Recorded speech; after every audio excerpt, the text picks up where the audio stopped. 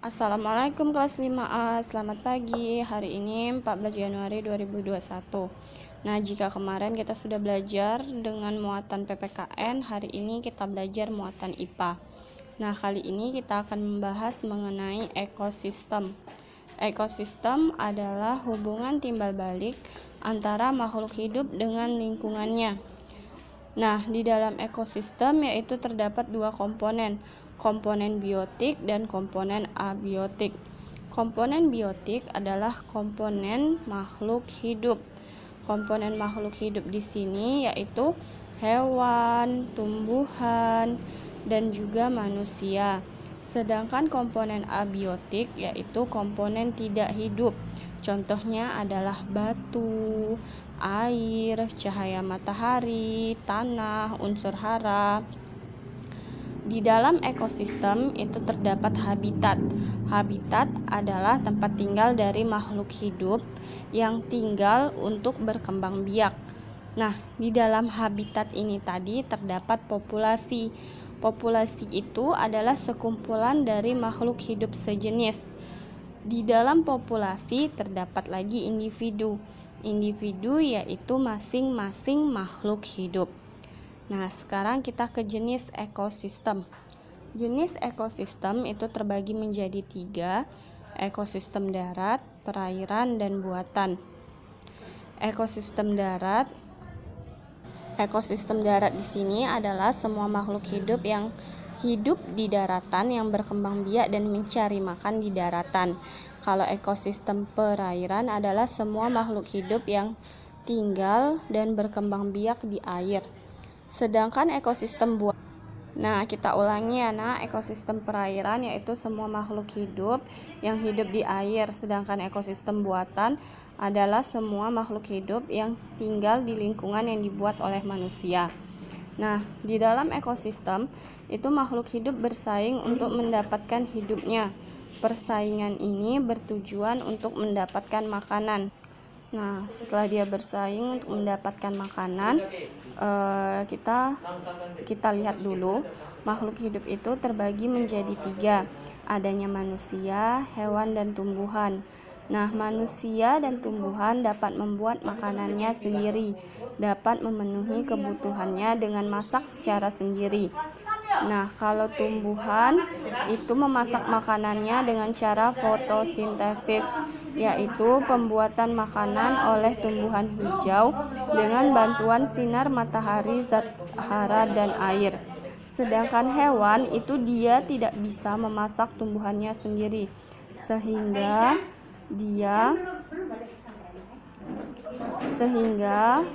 hewan ini memakan tumbuhan dan hewan lain untuk mempertahankan hidupnya. Nah, kita lihat tadi kan di dalam ekosistem makhluk hidup bersaing untuk mendapatkan hidupnya. Nah, persaingan hidup itu dia dikelompokkan dengan cara berdasarkan jenis makanannya. Karena hewan tadi tidak bisa memasak makanannya sendiri, tetapi dia ingin bertahan hidup, maka hewan itu dikelompokkan berdasarkan jenis makanannya. Ada yang dinamakan hewan herbivora, yaitu hewan pemakan tumbuhan. Hewan pemakan tumbuhan di sini contohnya seperti kambing, sapi. Sedangkan karnivora adalah hewan pemakan daging. Nah, hewan pemakan daging ini biasanya tergolong hewan buas seperti harimau, anjing, kucing. Sedangkan omnivora yaitu hewan pemakan tumbuhan dan hewan lain. Omnivora ini adalah hewan yang memakan segalanya. Nah, contohnya seperti ayam dan bebek. Sedangkan insektivora adalah hewan pemakan serangga. Contohnya seperti laba-laba. Nah, setelah hewan tersebut mempertahankan hidupnya dengan cara memakan tumbuhan dan hewan lain, sehingga dia dikelompokkan berdasarkan jenis makanannya.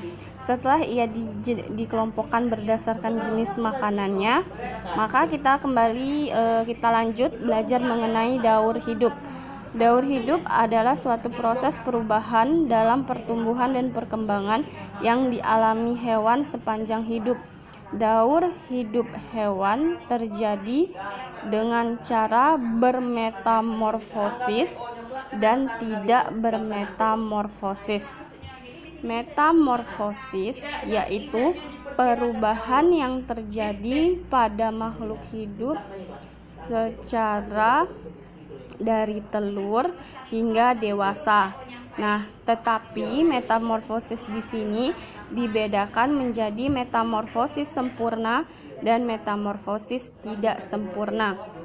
Nah, apabila metamorfosis sempurna itu dia mengalami perubahan secara baik.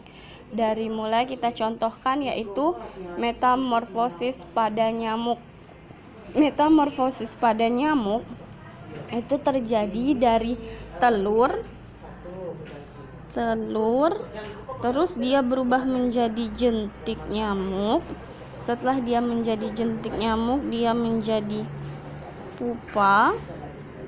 Setelah dia menjadi pupa, maka keluarlah anak nyamuk. Setelah anak nyamuk, barulah menjadi nyamuk dewasa. Nah, ini perubahan yang terjadi pada hewan yang terjadi secara sempurna. Sempurna itu prosesnya berurutan. Perubahannya jelas dari telur ke jentik nyamuk, ke pupa, ke nyamuk kecil, baru nyamuk dewasa. Metamorfosis sempurna juga terjadi pada kupu-kupu. Nah, kita lanjut ke metamorfosis tidak sempurna. Metamorfosis tidak sempurna yaitu perbedaannya itu tidak terlihat secara jelas. Itu perubahan pada makhluk hidupnya tidak terlihat perubahan yang signifikan, yang terlalu jelas. Dia hanya berubah bentuk atau berubah ukuran saja. Contohnya yaitu terjadi pada belalang. Ketika belalang bertelur, dia akan menetas menjadi belalang tanpa sayap atau biasa disebut dengan nimfa. Nah, setelah nimfa itu yaitu masa peralihan dari telur menuju ke belalang kecil, belalang tanpa sayap.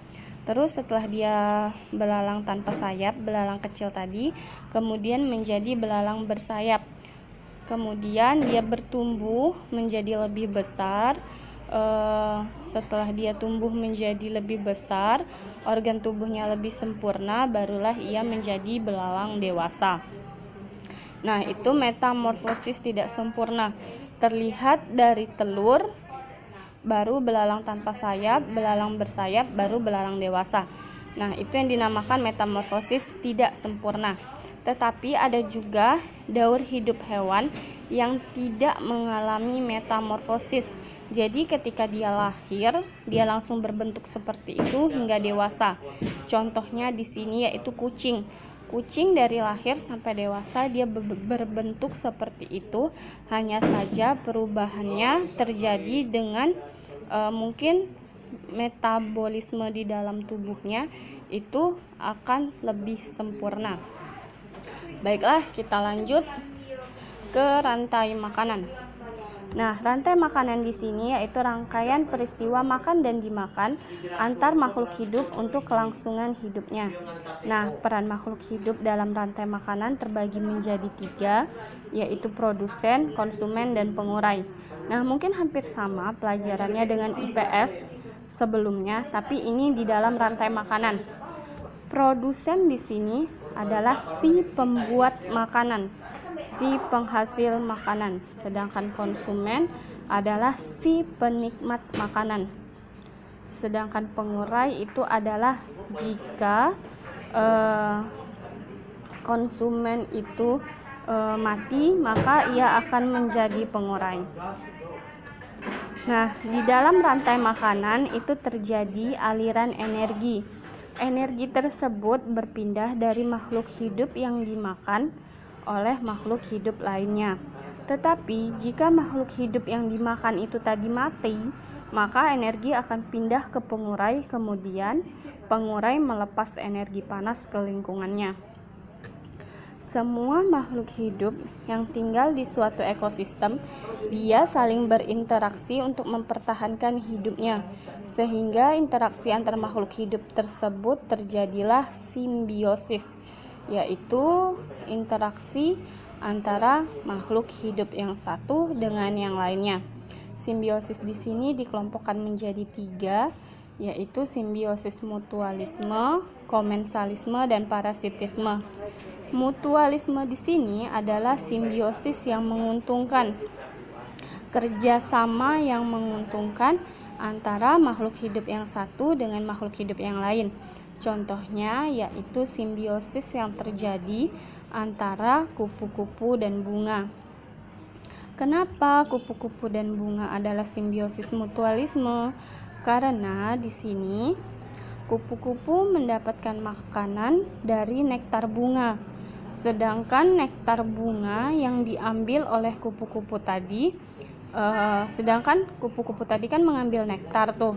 Nah, di dekat nektar kan ada serbuk sari. Nah, serbuk sari itu dibantu untuk perkembangannya oleh si kupu-kupu tadi. Nah, sehingga si bunga dapat berkembang biak untuk tetap bertahan melangsungkan hidupnya, dan kupu-kupu juga bertahan untuk tetap hidup dari makanan bunga tadi. Nah, kalau yang kedua yaitu komensalisme. Komensalisme adalah sebuah simbiosis, sebuah kerjasama yang satu untung dan yang satu tidak dirugikan. Contohnya adalah ikan hiu dengan ikan-ikan yang kecil. Nah, ikan hiu di sini itu adalah ikan yang terbesar di lautan. Dia mendapatkan makanan dengan cara mudah.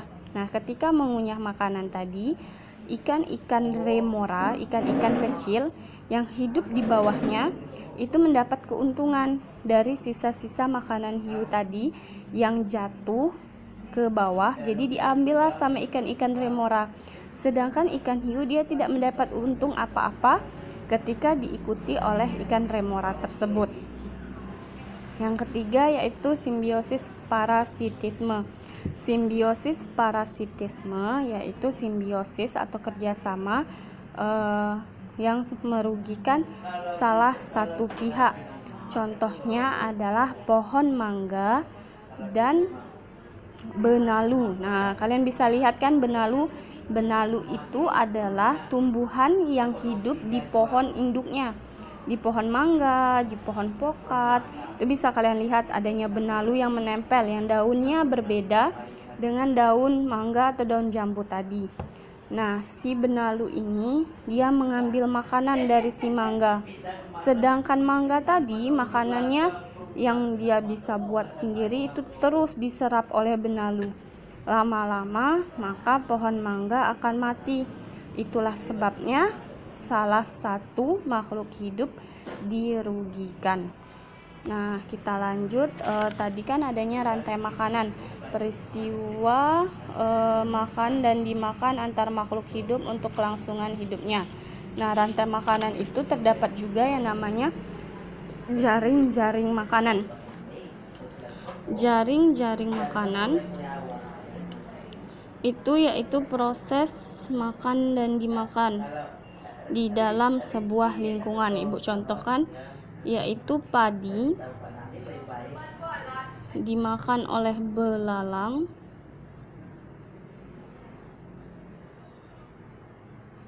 nih anggaplah ini belalangnya. Nah, ini belalang, padi dimakan belalang, belalang dimakan oleh burung pipit.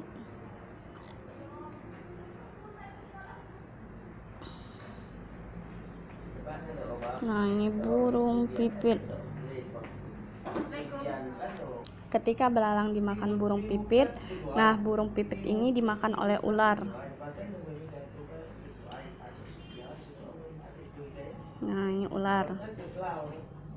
Nah, setelah dia dimakan oleh ular, nah ular ini tadi dia dimakan sama burung elang, burung besar. Ini burung besar. Nah, ini anggaplah burung elang ibu. Nah, setelah dimakan burung elang, nah burung elang ini mati. Nah, setelah burung elang mati, jadilah dia pengurai. Tuh nggak kelihatan. Pengurai. Nah, ini jaring-jaring makanan yang terjadi di kehidupan darat. Sedangkan jaring-jaring makanan yang terjadi di kehidupan laut yaitu biasanya fitoplankton. Fitoplankton ini adalah rombongannya plankton. Nah, kalau kalian suka nonton film SpongeBob, nah dapat kalian lihat ukurannya itu, jika plankton sebesar itu, maka fitoplankton itu lebih kecil daripada plankton. Jadi, tidak bisa dilihat secara kasat mata. Setelah fitoplankton di dalam laut itu dimakan oleh zooplankton. Nah, zooplankton dimakan oleh ikan kecil. Ikan kecil dimakan oleh ikan besar atau ikan hiu. Nah, kemudian mati menjadi pengurai. Nah, pengurai inilah yang dimakan oleh si fitoplankton tadi. Nah, ini yang terjadi di kehidupan laut. Nah, semua ini dipengaruhi oleh keseimbangan alam. Nah, faktor-faktor yang mempengaruhi keseimbangan ekosistem tadi, yang mempengaruhi seluruhnya yang terjadi di ekosistem, itu yaitu faktor alam dan faktor aktivitas manusia. Faktor alam terjadi secara alami, contohnya bencana alam. Sedangkan faktor aktivitas manusia itu terjadi akibat tindakan manusia yang mengganggu ekosistem. Nah, apabila keseimbangan ekosistem itu terganggu, maka proses jaring-jaring makanan juga terganggu. Dengan terganggunya keseimbangan ekosistem, dengan terganggunya jaring-jaring makanan, maka ekosistem itu sudah tidak baik lagi bagi para makhluk hidup yang tinggal di dalamnya. Apabila keseimbangannya telah terganggu, maka kemampuan untuk bertahan hidupnya juga lebih singkat, lebih sedikit. Maka beberapa hewan akan pindah rumah, akan pindah ke ekosistem yang lebih baik, pindah ke ekosistem yang mampu tetap untuk mereka mempertahankan hidupnya. Nah, baiklah kelas 5A. Sekian penjelasan hari ini, semoga kalian memahaminya. Tetap semangat belajar di rumah, tetap selalu jaga kesehatan. Assalamualaikum kelas 5A.